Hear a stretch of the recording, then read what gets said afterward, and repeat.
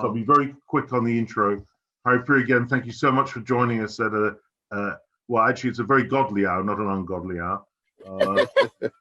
Hari Priya came to Krishna consciousness in Christchurch, New Zealand in 1983. And she also came to Gurudeva with her husband in 1999 and got initiated in 2000. I asked her for something about her devotional past. She's too modest to tell me anything, but on the sly, I managed to find out that she's an expert and brilliant painter and has rendered a lot of seva with Shamrani in that regard. So I did a bit of sneak detective work. So over to you, my dear. Thank you so much for joining us. Just let me know when you want me to stop. Okay. Okay.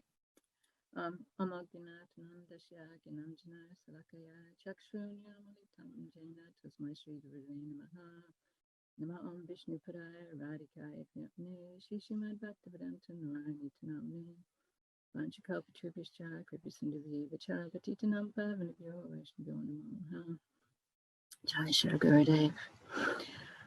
I pray for the mercy that I can speak nicely. I mean, I can always speak nicely about Gurudev because Gurudev is so nice. But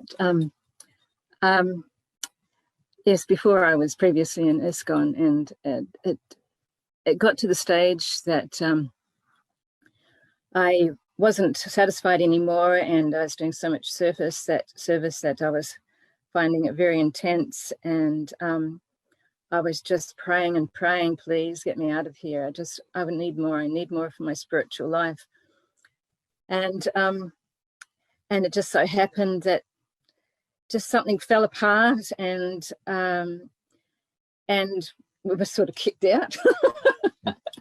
and we met some of Gurudev's disciples, and we started going to their programs, and like my husband spoke, we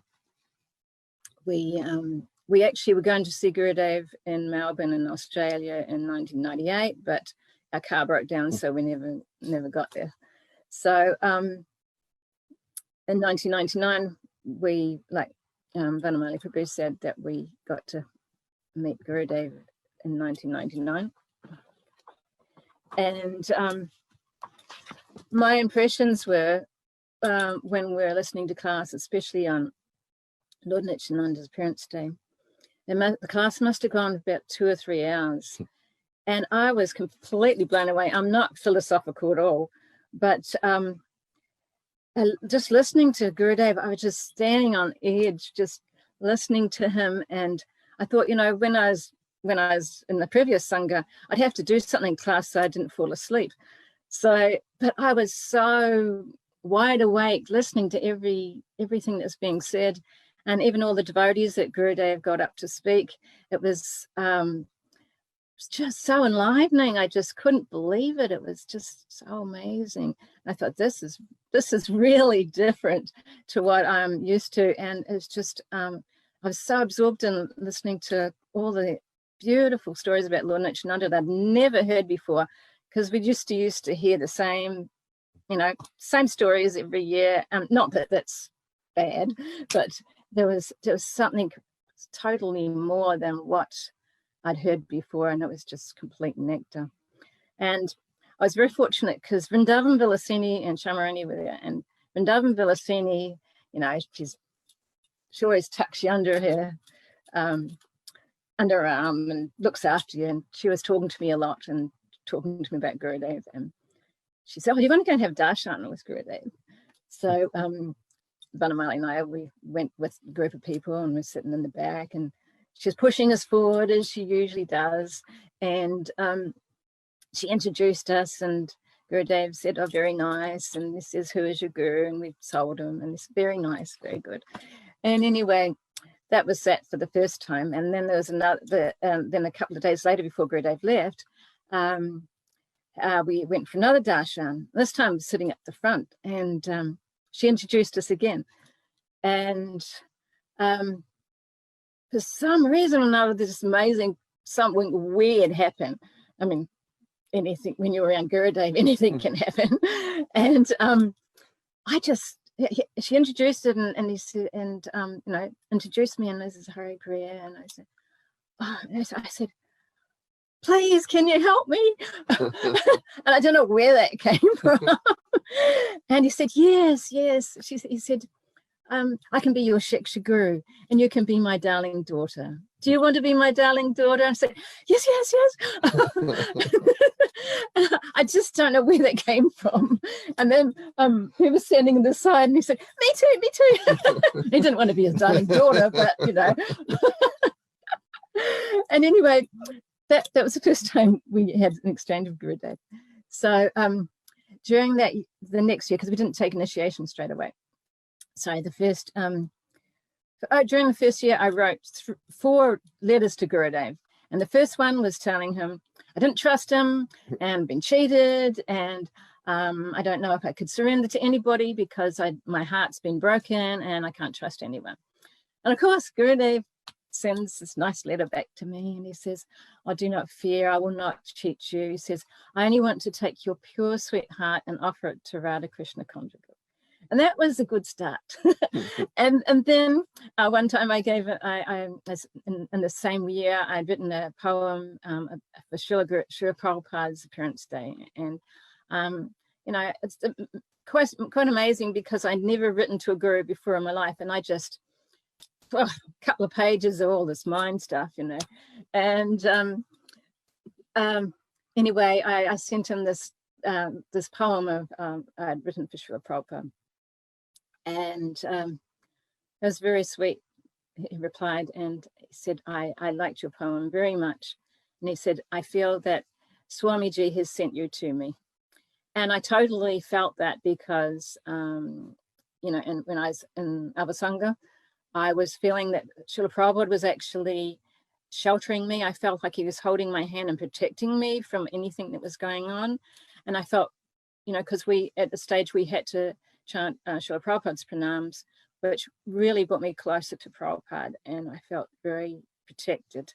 And with Gurudev saying that, I felt that was true. I felt like Srila Prabhupada was holding my hand and handing me over to Srila Gurudev, but they were both holding my hands at the same time. And so I felt the love from both of them. So anyway, by 2000, when he came again to Australia, and it was in Murwillumbah, we both had stopped chanting our Gayatri mantras, so we decided we'll go and ask for Shiksha from Gurudev. And we said, you know, wanted to take the Gayatri mantra. And he said, why don't take it from your other guru? And then Shamarani was with us, and of course she's very tuned in with everything. She said, oh, that's because I don't have any faith in him. And then we thought, oh my God, we don't. So anyway, he says, you know, if I do this, you have to give me something. And we we're quite sure what he was talking about. Thought maybe he wants some money. And he says, you have to give me your heart and you will not get it back.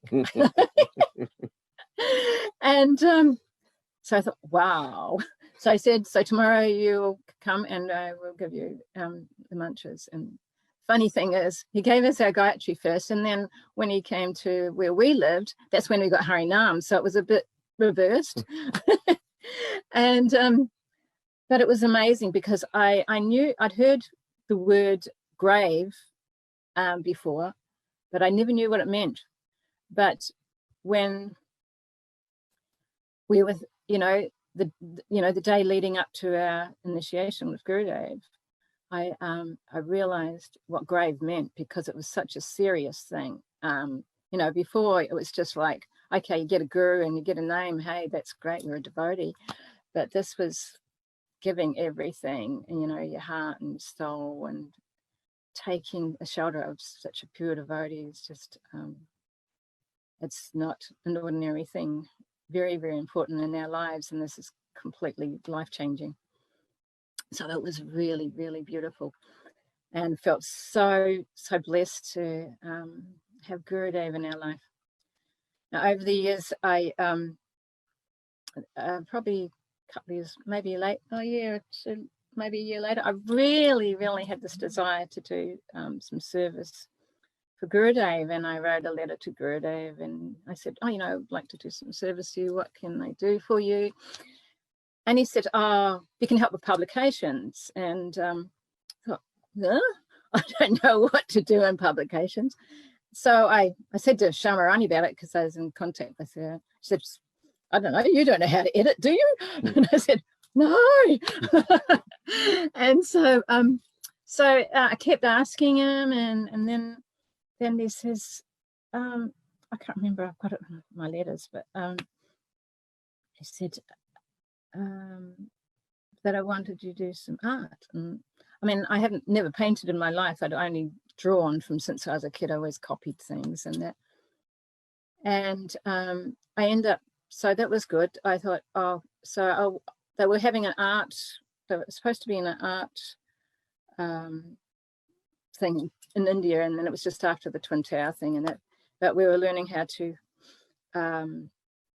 draw Indian designs, and I mean pictures and stuff. So when I got back from Vrindavan,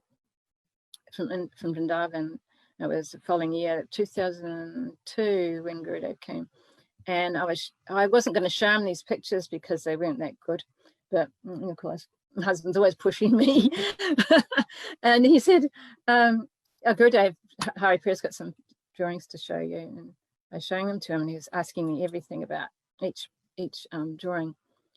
And out of the blue, he said, I want you to paint for Ujjwal and Nilamani. I thought, I don't even know how to say that.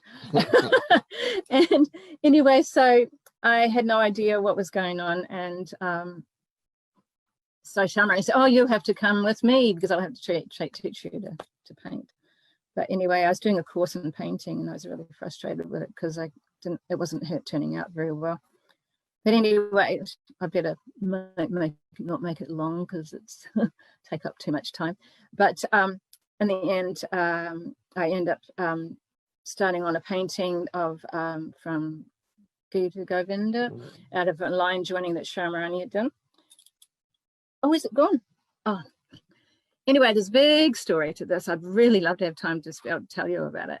And this is a poster of it.